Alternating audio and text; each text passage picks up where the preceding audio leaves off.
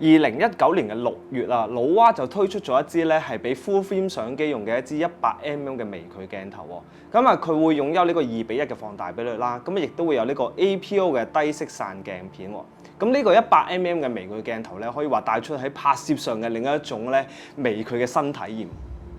2021年咧，咁啊老蛙又再推出一支咧係新嘅一支微距鏡頭喎，咁啊同樣咧會有呢個2:1嘅放大比率啦，咁亦都係呢個咧 APO 嘅低色散鏡片，但係咧佢嘅 size 咧就真係細好多啦，咁佢就係老蛙85mm 微距鏡頭。咁啊大家好，我係 Andy 啊，歡迎收睇攝錄啊，咁啊今集咧帶大家進入微距嘅世界。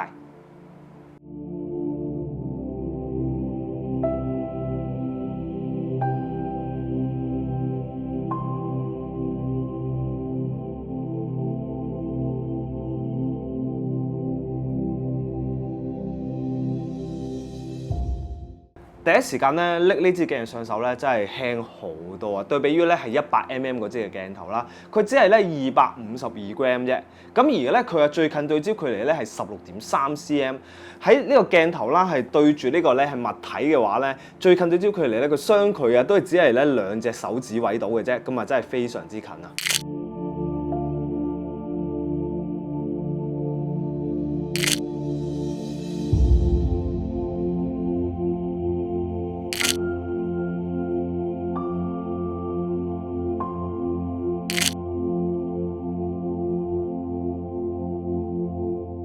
以往咧，我哋咧用呢個微距鏡頭咧，好多時咧都會用呢個腳架啦嚟增加呢個穩定性。咁啊，85mm 呢支嘅鏡頭啦，你見到啦，佢係一個輕量化嘅鏡身啦。咁我哋咧係可以唔需要用腳架啦，就算手持咧都可以好容易、好輕易咧可以拍攝到一啲小動物啊，或者一啲咧係模型啊呢啲嘅畫面咧。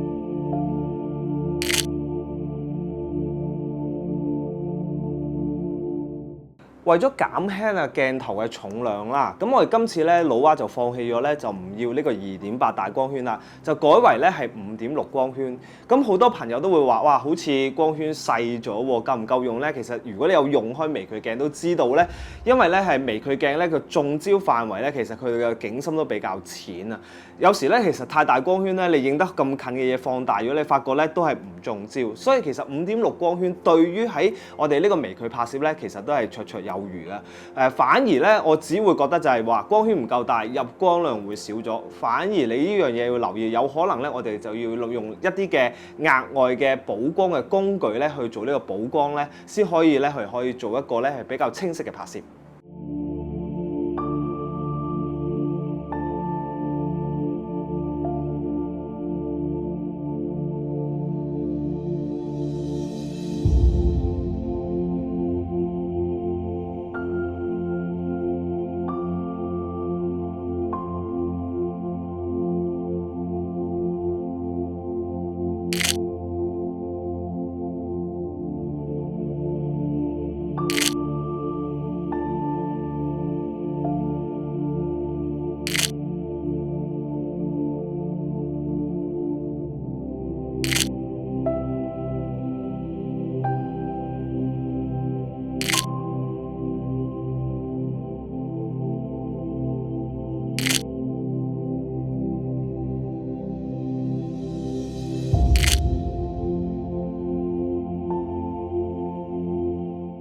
咁啊，當我咧係一個好快嘅時間啦，係測試過呢支鏡頭嘅時候啦，咁我會覺得咧，雖然咧佢光圈唔係好大，咁但係頭先我都講過啦，咁啊因為可以換取支鏡咧真係細好多啦，咁啊唯一係頭先都講啦，光圈唔夠大，可能你會用一啲嘅補光嘅工具啦，去需要做一啲嘅補光啦，例如 LED 燈啊或者光管啊呢啲咧去做拍攝啦。咁另外一樣嘢就係佢有2:1嘅放大比率啦，咁我唔需要去一個咧好近嘅距離，但係都可以影到一啲咧好大嘅畫面嘅，例如我影牛奶糖隻眼啊或者面仔嗰啲咧，你會見到咧我有2:1放大比率咧都比較容易影，因為有時咧你太近咧佢係會走開，咁呢個咧係我覺得係非常之方便去用呢支鏡頭啦。咁啊亦都係金屬鏡身啦，咁啊有翻嗰個嘅即係穩定性啦，咁同埋咧頭先都講啦，佢係咁細支啦，變咗我手持咧去拍攝咧都係非常之方便，所以呢支咧我覺得係比較適合一啲嚟入門嘅朋友咧，可以初嘗試嘅話咧，你可以玩下呢支嘅鏡頭。